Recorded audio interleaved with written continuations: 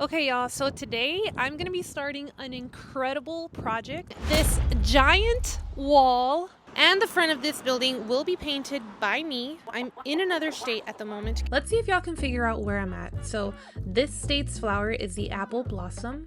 It is nicknamed the natural state, and it is home to the only active diamond mine in the United States where people can actually go search for real diamonds. Diamonds! Diamonds!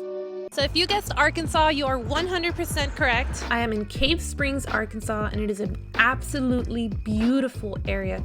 This building is right across the Illinois River Watershed Sanctuary, which provides clean water, supports surrounding wildlife, and helps sustain the local communities in this area.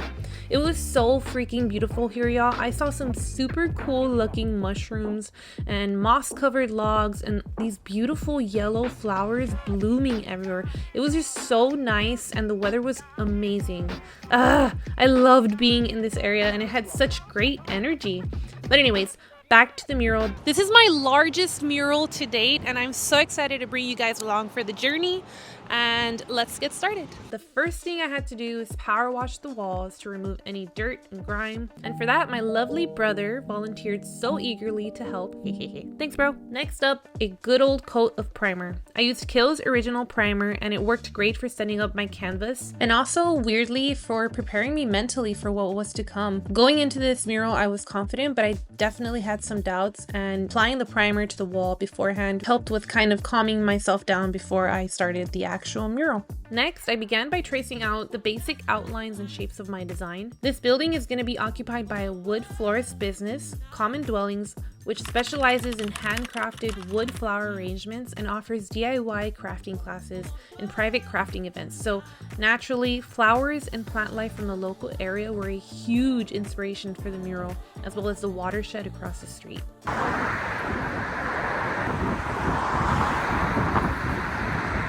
So at this point, I was ready to begin painting on the walls, and I decided to paint the front of the building first to try to get it out of the way before attempting the side wall, which would be a full mural and didn't have a door or windows on it.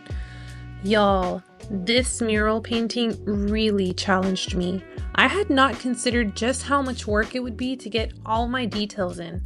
For example, these mountains that I incorporated in my design, I didn't think about how much effort it would take to create the lines, get up and down the ladder, move the ladder, the texture of the walls, the stability of the sidewalk. So many details that I didn't and wouldn't have considered to think of if I hadn't been given the opportunity to create this mural. And I'm so grateful for the chance to do this. Okay, so now that I had the background elements done, it was time to begin on my details. As you all know, one of my favorite things to do is line work. I love using Posca markers to do so, and I was so excited to do some line work on this mural, but it was really hard to do with markers because the wall texture was so rough and uneven for the marker nib, so I ended up having to repaint the section and use a 1-inch flat brush and white paint instead. Oh no! Oh no! It ended up being so much better than with the markers, but it was a bit of a disappointing little thing for me since I had ordered a bunch of markers for this.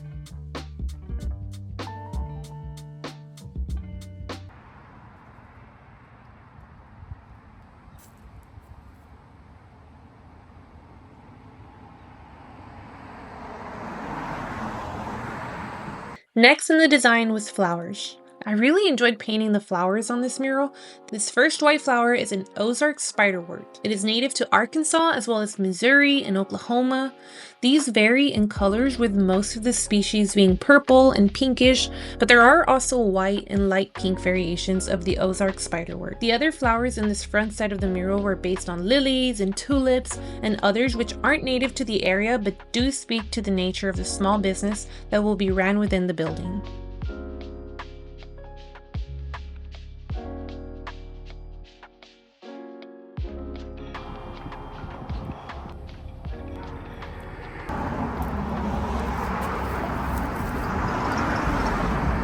Okay, so now that the front of the building was mostly complete, I could begin working on the side wall mural. I was much more confident with this side and felt a little more relaxed as I wasn't giving my back to the busy street behind me, but there were still some challenges like more uneven surfaces in areas, a larger surface area to cover, and the same leg workout ladder issue as with the front wall. But even with all of these little things, I thoroughly enjoyed painting this big, beautiful wall, and here is a 13-second time lapse that covers around a week and a half of work.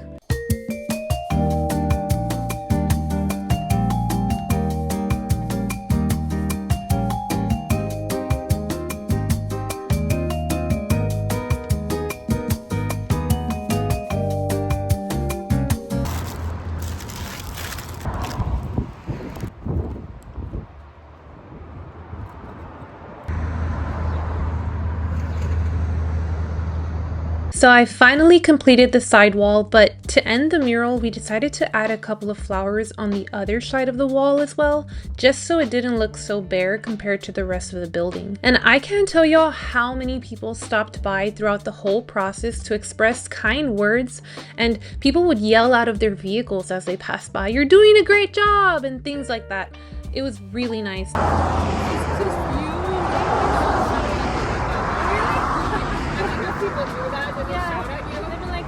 The people in this area were so friendly, and overall, I left Cave Spring, Arkansas with a really warm and inviting impression. It was an absolute pleasure to have been here and created this big mural in this town.